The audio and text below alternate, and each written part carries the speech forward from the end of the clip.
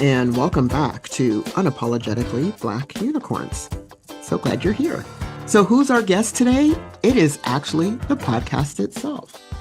Okay, how do you interview a podcast? I don't know, but we're going to give it a try. Always up for something new here. So I thought I would actually take a moment to give a tour of Unapologetically Black Unicorns podcast. We've been doing this now for 2.5, almost 3 years. I don't even know.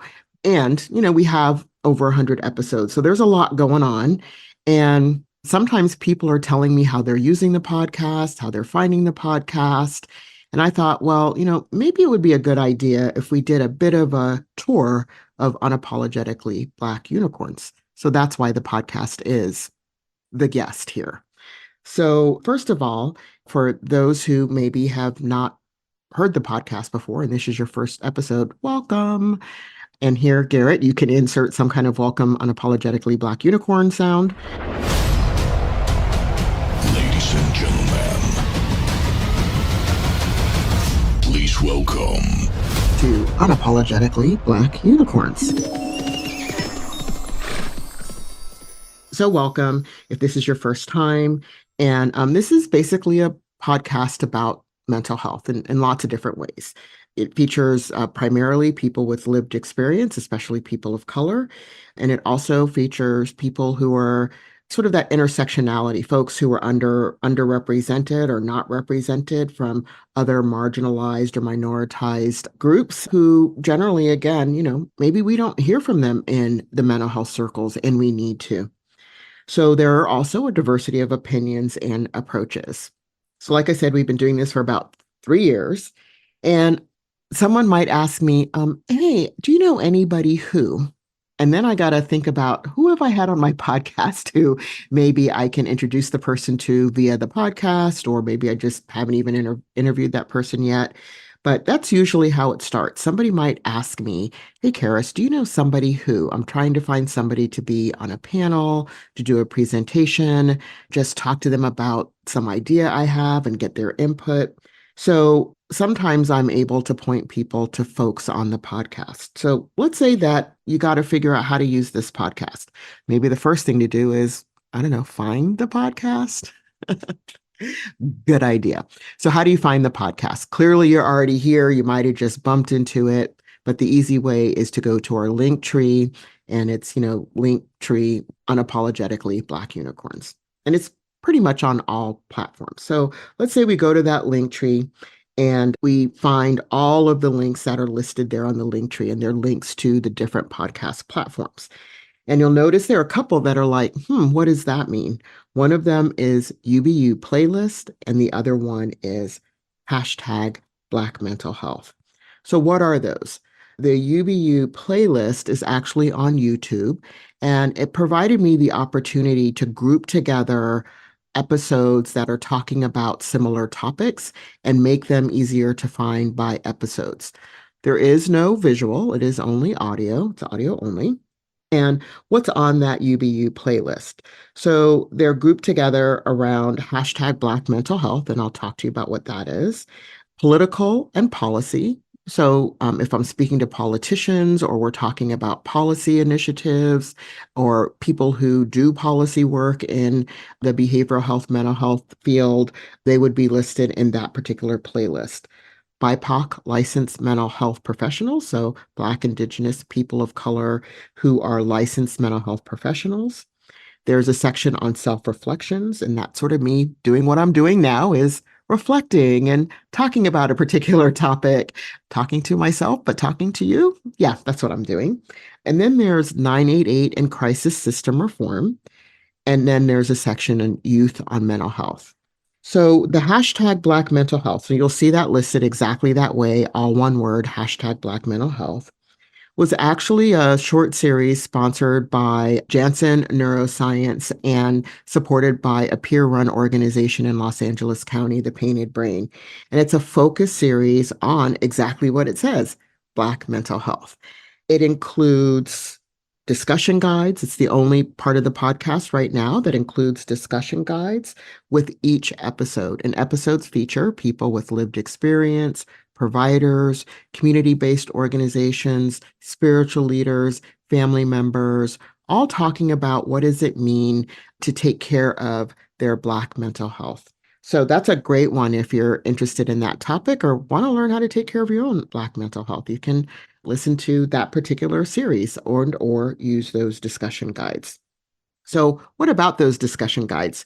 Why would anybody put a discussion guide with a podcast? So the idea is that, you might be listening to a podcast. A lot of times I'll listen to a podcast. Sometimes I'm able to take some notes and I'm thinking through, how can I use this? Or what would I do with this? Or let me talk to somebody about this. So I thought of this idea of creating more opportunity to use the podcast in ways that are very intentional by creating a discussion guide. So the discussion guides are great for using for yourself. Like, let me answer some of these questions after, or let me think about some of these questions, if you will, that are in the discussion guide after I've listened to a particular episode and think about, well, what does that mean for me? And what doesn't it mean for me? What does it mean for my community? Whatever those questions are, they're related to that particular episode. And people use them for self-reflection. They've been used in peer groups. They've been used for family discussions. Like, let's say you want to talk about mental health and you kind of don't know how to bring it up. Maybe listening to an episode of one of those hashtag Black mental health and then using the discussion guide as a way to bring it up for a family discussion can be helpful. It can also be used as a teaching aid. So lots of cool things there. Then we also have our Black, Indigenous, and people of color licensed professionals.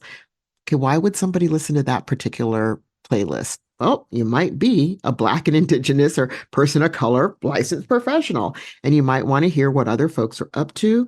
You may be one of a handful of people who are working in your organization. You might feel kind of alone, so you might want to hear the voices of other people and experiences of other people who look like you.